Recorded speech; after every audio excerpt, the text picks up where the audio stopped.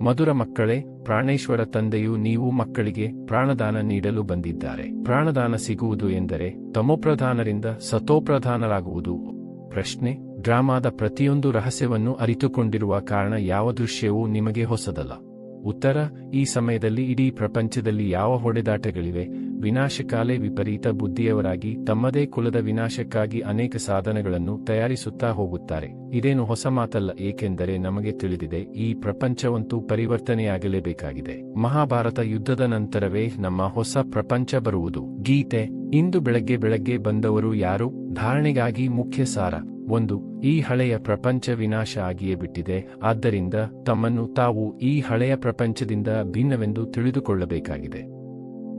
ವೃಕ್ಷದ ವೃದ್ಧಿಯ ಜೊತೆಗೆ ಯಾವ ವಿಘ್ನರೂಪಿ ಬಿರುಗಾಳಿಗಳು ಬರುತ್ತವೆಯೋ ಅವುಗಳಿಗೆ ಹೆದರಬಾರದು, ಪಾರಾಗಬೇಕಾಗಿದೆ. 2. ಆತ್ಮವನ್ನು ಸತೋಪ್ರಧಾನ ಮಾಡಿಕೊಳ್ಳಲು ತಮಗೆ ಜ್ಞಾನ ಯೋಗದ ಇಂಜೆಕ್ಷನ್ ಕೊಟ್ಟುಕೊಳ್ಳಬೇಕಾಗಿದೆ. ತಮ್ಮ ಬುದ್ಧಿಯೋಗವನ್ನು ಮಧುರ ಮನೆಯಲ್ಲಿ ಜೋಡಿಸಬೇಕಾಗಿದೆ.